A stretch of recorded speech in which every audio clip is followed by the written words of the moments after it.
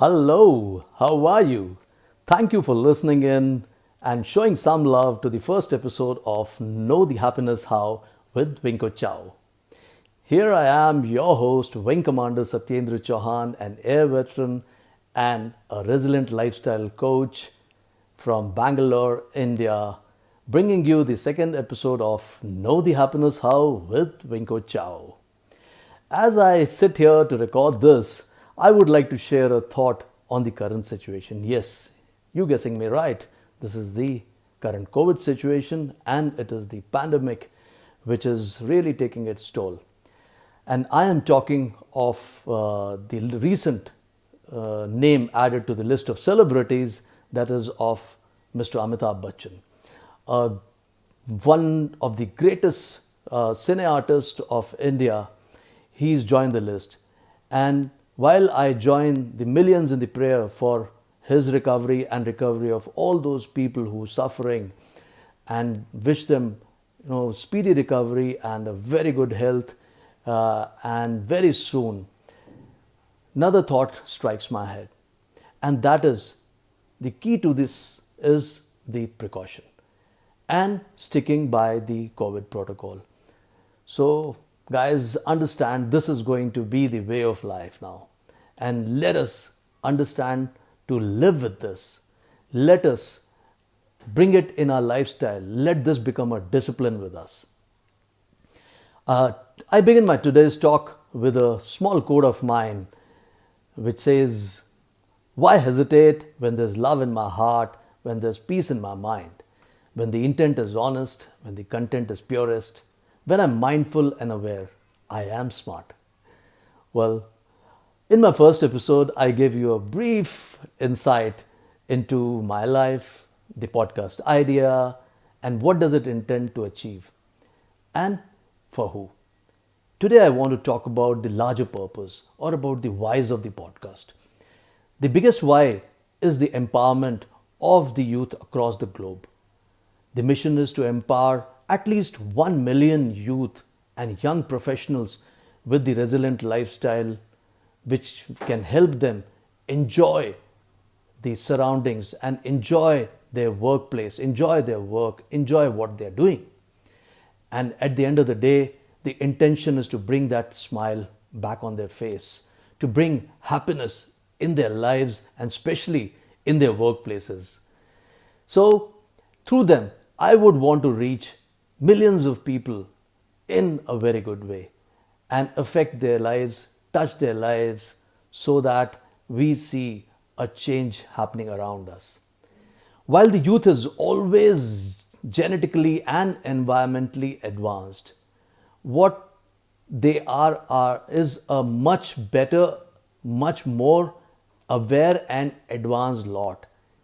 Yet, despite all the education, whether explicit or implicit, imparted by parents, teachers, in school, by the society, there are a lot of things which are beyond the scope of these.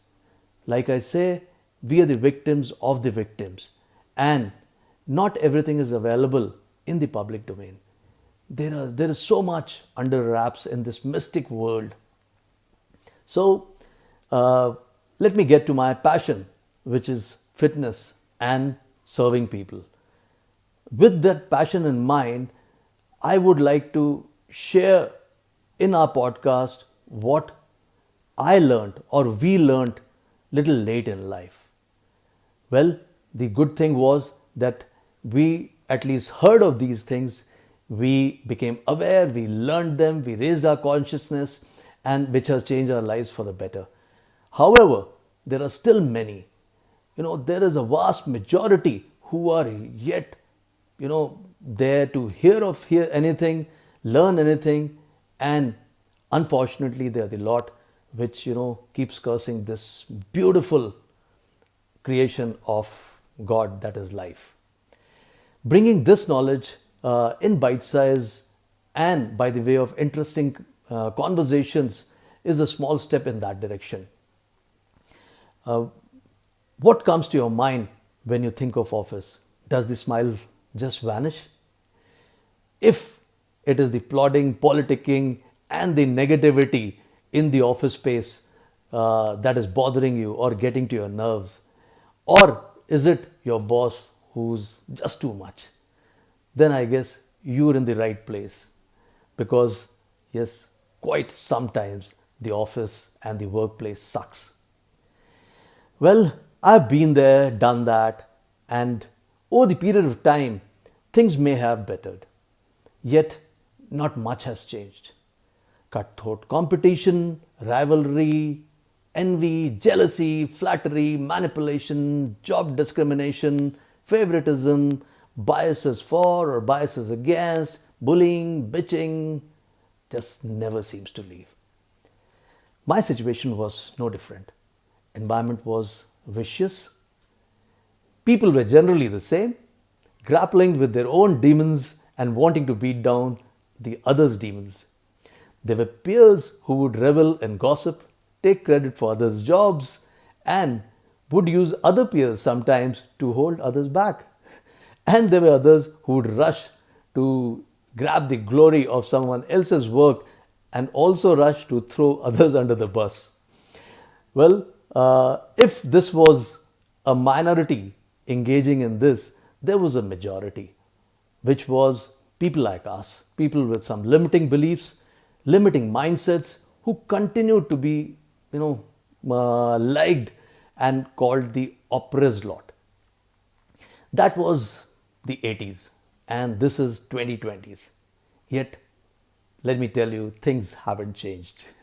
They pretty much remain quite there, and the only difference with me was that I moved from a lower bracket to a higher bracket. And among the few commonalities that I observed and which remained omnipresent was this aspect of workplace environment where the negativity prevailed. Yes, there was a change that I noticed, and that was, the ways of executing the vicious designs, by these evil minds had changed. They had become a little more smarter. I did come across a quote which said, "Don't find fault, find a remedy. Anybody can complain." Yes, if you guessed it right, that was Henry Ford.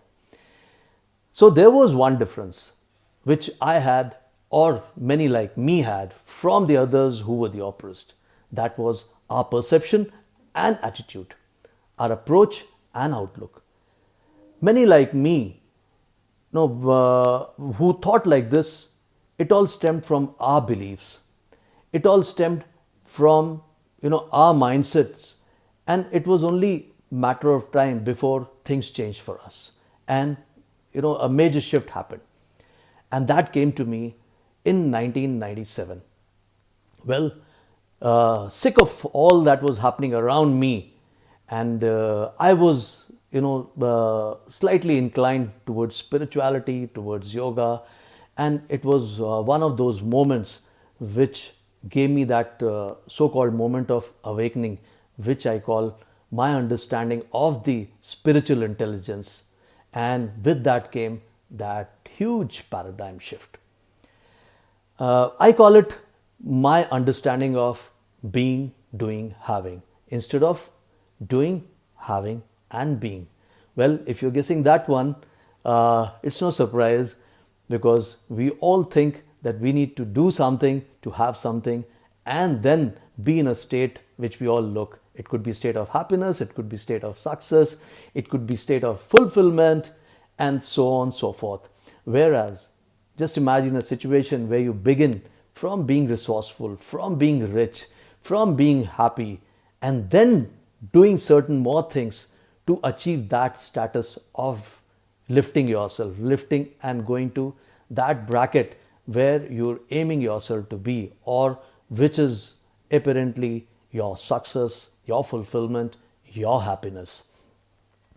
And all that was happening around me changed because my approach had gotten even better. Now, from being a receiver, I had turned a person who was giver, with all the gratitude for the Creator, and which I consider a part. Yes, I am a part of that universal spirit which is all around us, which is within us, which is moving this entire, machinery around us. And believe me, when I understood what is Aham Brahmasmi, or when I realized my powers and inborn qualities, I haven't looked back.